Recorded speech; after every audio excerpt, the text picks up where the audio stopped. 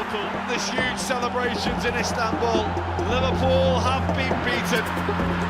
And again in the capital, it's double punishment for Liverpool. Players fight really hard, do everything to get the result. Work harder, do better, and win our games. What a save by Alisson, that's what he does. Gakpo, goal! And Salah for Liverpool! Shaqiri, yeah! Oh, Firmino, it's 7 for Liverpool! Runs up left footed, yeah! Salah's doing it one way, then the other. Gakpo! Sensational, astonishing, incredible!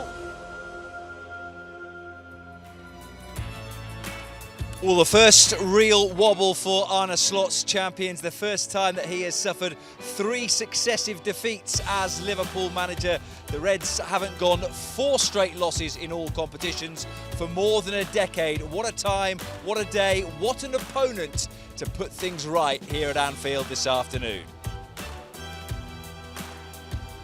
It is the greatest rivalry in English football, perhaps one of the biggest in the world. Liverpool against Manchester United. It gets underway at Anfield at 4:30 this afternoon. A very good afternoon to you. Welcome along to a very wet match day live as Liverpool take on Manchester United here this afternoon. We're in the company of Phil Thompson and Jay Spearing. Good afternoon. Jay, given what's happened just before the international break, are Manchester United in some ways the perfect opponents for Liverpool today?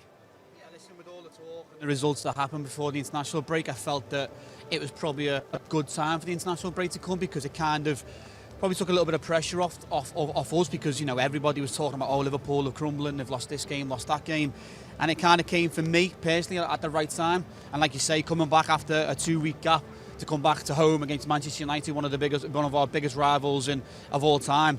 What an opportunity for the players to turn these last couple of results around. You know, all players have come back from international duty fit, and what a game to come back to Anfield to, and one that I'm really looking forward to. Would it be fair to say, Tomo, the pressure is more on Liverpool because more is expected of Liverpool? They're the better team. Oh, without a doubt. And even listening to Ruben Amorim talking yesterday in his press conference, he knows how far adrift they are. We have to prove that. You've got no God-given right to expect the results just to fall into place. But Robert, I'm with you. This is the fixture that we needed. After an international break, after a week from hell, and the crisis talk that everybody's going on about, this is the one. And the players that feel motivated anyway, but listen, this is Manchester United. It gives it extra spice. I'm feeling excited about today's game. No, Jay is. Hope you are, Rob. Absolutely. And it's just that game that you need. Just a few fans who are in at the moment. Everybody, you can feel that anticipation of this game. Well, there was a lot of anticipation as to what team Arne Slot might select for Liverpool this afternoon. Let's have a look at it, and it is, in fact, unchanged from the side that started that 2-1 defeat to Chelsea at Stamford Bridge more than a fortnight ago. So Georgi Mamadashvili will make his Premier League home debut for Liverpool. That unchanged back four: Conor Bradley, Ibrahim Konate is fit enough after withdrawing from the France squad over the last couple of weeks alongside the captain Virgil van Dijk. Milos Kerkez gets his first taste of this fixture. And then that midfield three that did so much good work last season of Gravenberch, McAllister and Szoboszlai. Mo Salah, who has more goals than anyone else in this fixture, alongside Alexander-Isak and Cody Gakpo, who got that goal against Chelsea. The likes of Florian Wirtz and Ugo Ekitike amongst the Liverpool substitutes this afternoon. As for Manchester United, they make 2 changes from the side that beat Sunderland just before the international break. Harry Maguire and Mateus Cunha come in for Lenny Yoro and Benjamin Sesko. But let's focus on Liverpool. Any surprise in that selection?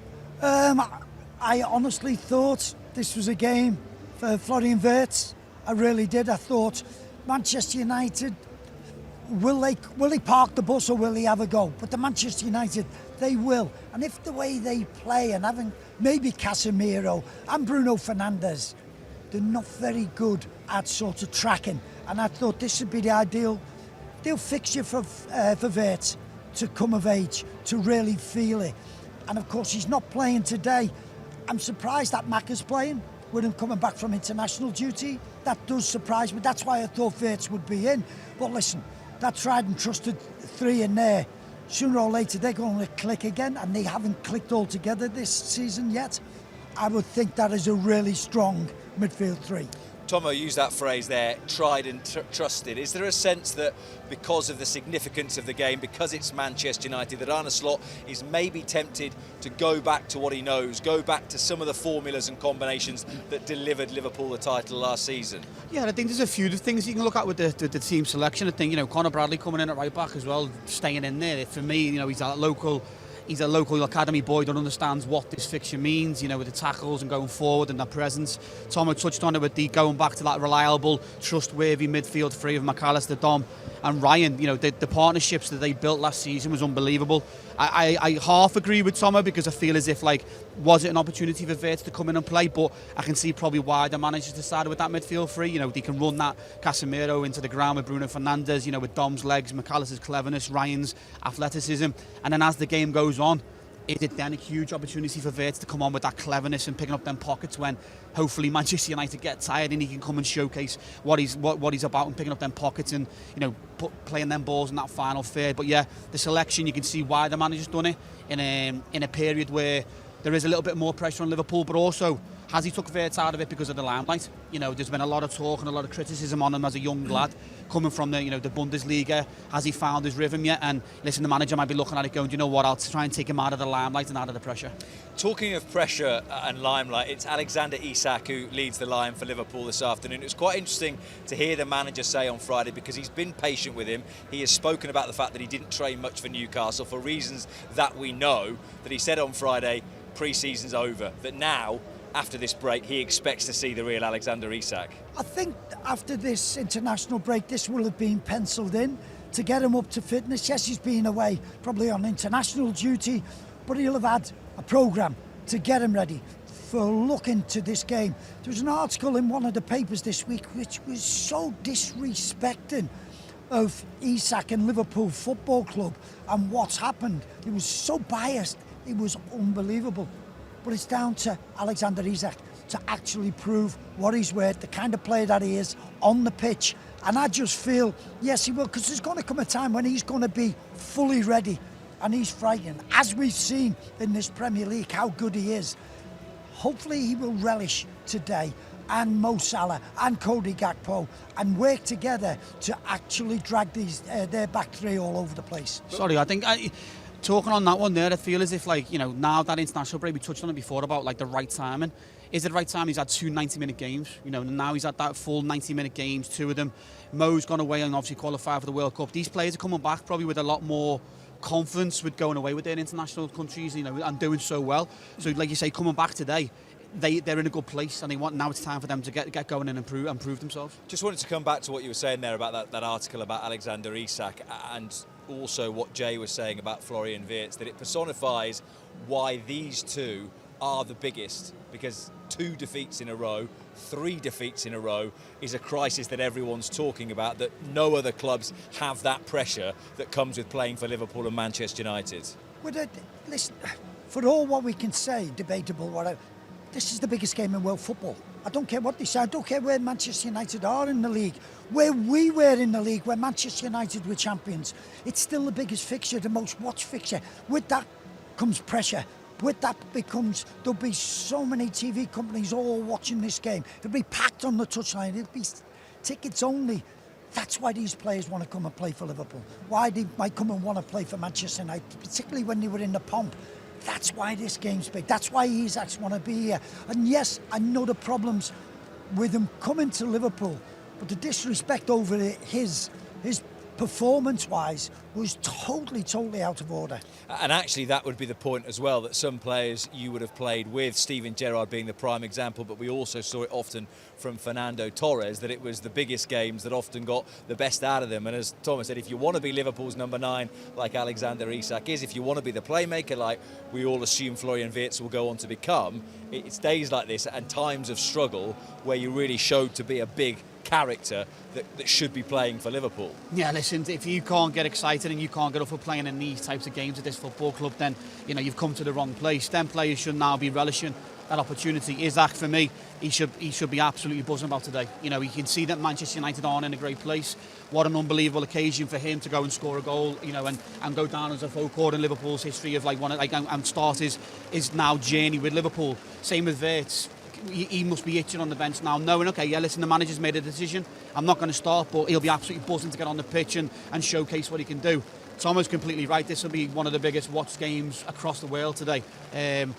And as a footballer, they're the ones that you want to showcase what you're about, prove to people. And, you know, there are a lot of doubters, and the players will know that there's a lot of talk about them. And, you know, whether it be disrespectful or it be positive, these are the moments where you get down to business and showcase for people what you're all about. And one-on-one today, Harry Maguire playing, you said before. Rob sort of been Maguire, De Ligt and Luke Shaw, I would imagine. There's none of them with pace there. And if I was Alexander-Arnold and on a slot, I would be saying, look, you get a one-on-one, just take them on. Maguire's in here. That's for set plays, in my mind. But he's no longer got any pace, being a good pro. And I'd be licking my lips if you get a one-on-one with them. And any one of the other players that are up against them is take them on. We're going to hear from Arne Slot a little bit later on before kick-off as to where he thinks the issues are at the moment. But from your perspective, do you see it more that there are defensive concerns or concerns about the way that Liverpool's attackers are knitting together at the moment? What would trouble you more as a coach? It's really difficult because you've got a lot of players and a lot of brand new players that come in, and it's relationships for me. I still feel as if these partnerships of like new players in the midfield, we haven't quite, you know, these new players have come in and they're trying to take the players who were here last year's positions, and they're not just going to walk away and go on, then you can play instead of me. You know, they're all going to be fighting for this, and then there's going to be bits where attackingly, if you can see like Isaac coming in with Wirtz, the runs and the timing of the pass, and you know what does Isaac like to do? Does he like to spin off the right shoulder, the left shoulder? Does he like to come to feet? Wirtz in training is still probably trying to get them partnerships together. Same with Kirkes with Cody Kakko on the left hand side, or when Wirtz plays on the left hand side. They're still trying to build relationships all over the park. I do believe that the manager hasn't found his right formula, and you know, and that's just my opinion. And I still think he's trying to find what balance is the right time to do it. And it's a lot for these players to come, because you know they come with huge pay packets, not pay packets, sorry, they come with huge price tags. They've come with price tags. They've come with huge price tags. Yeah. You know, and they've come with price tags. Speak for yourself, Jay. They've come with huge price tags, and listen, that brings pressure alone. They've moved to different countries. You know, they're adapting to the way of life, to the, you know, absolute no disrespect to the team of Bournemouth, but Kirkes has come from Bournemouth, and he wasn't playing Monday, he wasn't playing Saturday, Tuesday, Saturday, where now he's playing Saturday, Tuesday, Saturday. Every single game's criticised, or, you know, it's scrutinised to the finest detail of how he's playing. All these players are trying to build into this way of playing for one of the biggest clubs in the world. And they're all things that they have to learn quickly and get on with it. I agree a little bit. I just think it's our game management. How we've done, we're having a lot of possession, but more often than not, we're getting caught with counter-attack. In getting ourselves organised, which we did so well last year, this time round, and it's probably the new players, that's where I agree, but it's even the experienced players, we don't seem to have the understanding where we should be at any given time. We're not keeping teams penned in, and they're getting out and they're countering them. Nearly most teams have played like 5 at the back, which, you know, left wing back is in most pockets most of the time, and the same on the other side, so we don't get free. So we need our way of getting them free again, and I just think our game management for 90 minutes is not being as the way it should be. Sorry, as much as we go on about, like, you know, the relationships and I'm trying to spin it here, is that, you know, we are still finding our feet in a new team, new selections, new ways of playing, players adapting to how Arnie wants them to play. We're still sat second in the Premier League. And I know, listen, because this, the way we are, should have been last season. Yes, that's what I'm saying. And so, like, it's now the year after. So I still have to look at it and go, do you know what? If I look really into it, okay, listen, we're not 1,000% like, you know, satisfied in what we're doing, but we're sat second in the Premier League, still winning games of football. With the scary thing is that when they click, what type of team could we be? We could be frightening. But you'll have both played in teams where that was a thing before, that there were new players to integrate. At what stage of the season did you think, it should be clicking now, that it should be close to a complete performance and everyone's on the same wavelength? I would probably think start of November. things like that, and I know people have gone, well, that's a few months into the season, but it takes time, particularly those 5 games, we were getting away with things, scoring late on. It wasn't sort of, and you go, oh, everything was great. And so to have these 2 results goes, well, this is the way it should be. And as Jay said, you know, if we win today, we're a point behind Arsenal. So that is not a bad place to be for the way we've been, because I don't think we've played really well. So I would think the start of November, everything should, this team, when it does, the potential it has, will go on a 20-game unbeaten run. I can guarantee you that is the way it'll be once everything clicks. Because there's so many players, not just the new ones, you know, but Kanate and McAllister, they've not been the players they were. Is that because of the new players or because of their own form? It's a little bit of both. Well, Liverpool hoping things will be slightly different in terms of results from the last couple of weeks today. What will be different is what is on the front of the Liverpool shirts today, because the sponsor will be replaced by Standard Chartered's Play On initiative. Peter McDowell is with Sarah Hagan from Standard Chartered to explain a little bit more about that. Well, there's a slightly different look about Liverpool's shirt today. The Play On logo, which you'll see in place of Standard Chartered, is a joint initiative between the club and the main shirt sponsors, and it's all about trying to keep young girls involved in sport for as long as they can, not just because of the positive impact that can have on the pitch, to use the football analogy, but also what it can do off. Sarah Hagan joins me now, who's from Standard Chartered. You must be very proud of this shirt, Sarah. I mean, we really, really are. Although it's a grey day, it's a very celebratory day for us. So every season, Standard Chartered gets this phenomenal opportunity to take off our logo from front of the shirt and to really give it to something that means a lot to us, to a cause that matters to us and the bank's clients. And this year we've chosen our Play On initiative, and this is all about keeping girls in sport. So that's what you're going to see. That is the campaign that we are heroing, and it's on the men's team shirts today, and it was last weekend on LFC women's as well, when they played Manchester United. Why are you so passionate about it? Because this is something that you've been involved in for such a long time. The players have bought into it as well. Yeah, so Play On is an initiative that was created with LFC and Standard Chartered, and again, all about keeping girls in sport. And when you look at some of those data points, you know, it's quite bleak, it's quite shocking.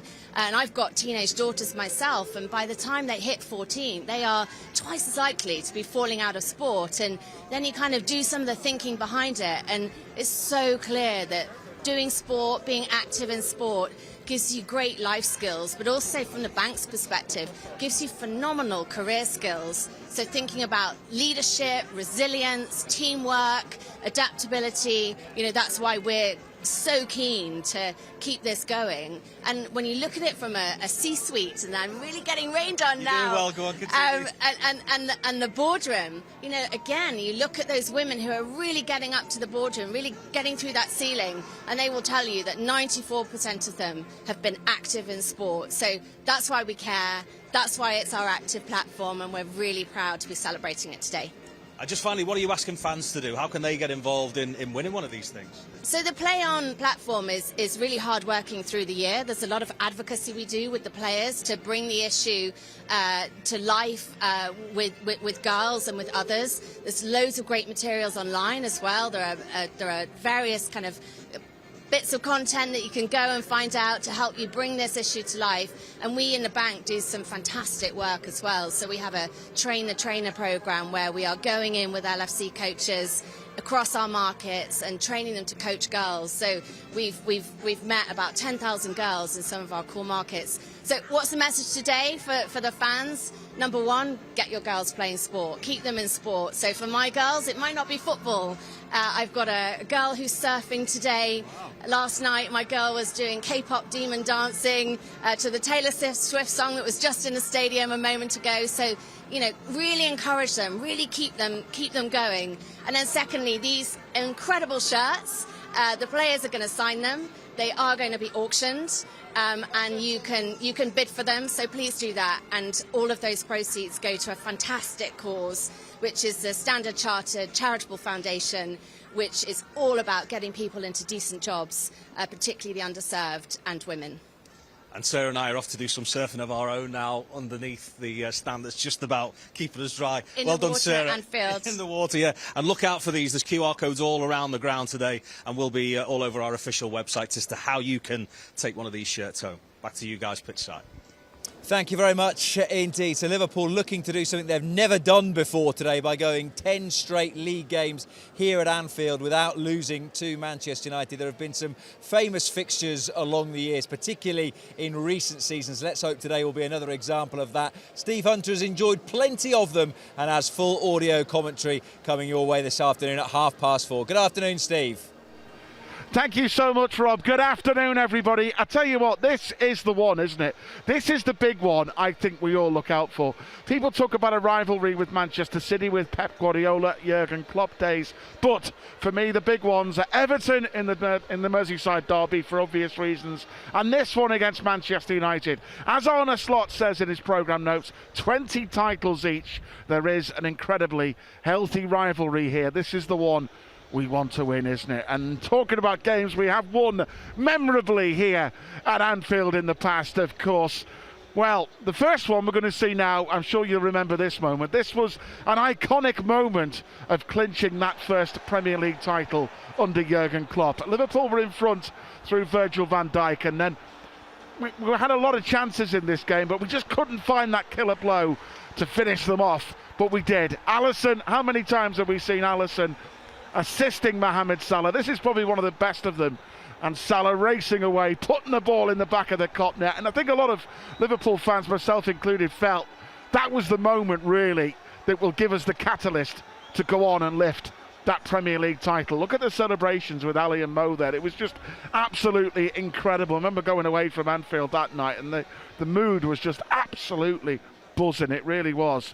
And then we go back to 2023, and Manchester United's worst ever league defeat in league football since 1930. It was an unbelievable day, wasn't it? I mean, a magnificent 7 by Liverpool. Mo Salah scoring 2 and grabbing 2 assists.